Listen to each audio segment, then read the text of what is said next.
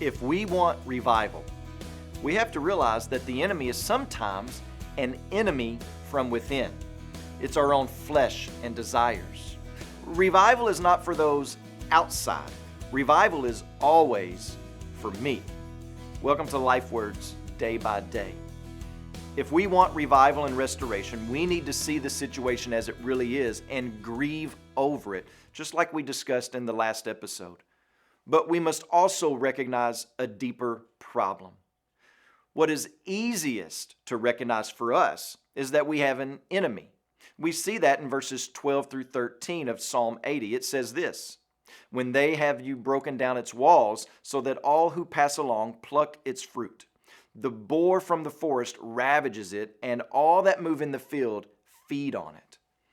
In the context of the psalm, the enemy was most likely an enemy nation to the north that knew it could take advantage of the weakened and vulnerable tribes of Israel. These nations are described in Psalm 74 and Psalm 79. Go and read those later today. Those are written within the same context as Psalm 80. So we see that the enemy was ruthless, utterly destructive of anything in its path. And it would be very easy for us to make a wrong application here, especially in America with all that's going on in our current climate. It would be easy to jump from the nation of Israel to America and the plundering of the tribes to the riots and burnings that we've been seeing lately. But that's not the right application. These are not enemies to our way of life as Americans. The application is that God's people have an enemy. The people of God have an enemy, and the end game is total destruction, total annihilation. What they want to see is destruction of the church. But I also want you to notice what the psalmist says in verse 18. He says, "Then we shall not turn back from you." So don't forget that the constant refrain of the psalm is "restore us again." A literal translation would be "turn us again."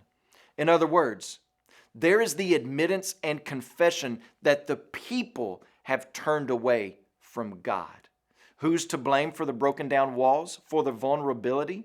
Is it God's fault, or is it the people who have abandoned their source of refuge? The weakness of the city is a result of the waywardness of the people. So what is it that makes us weak?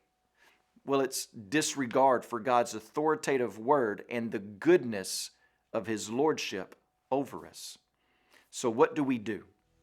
We cry out with the psalmist and say, "Restore us, turn us again, O Lord." When you pray today, please remember Phil Knott, our missionary in Africa.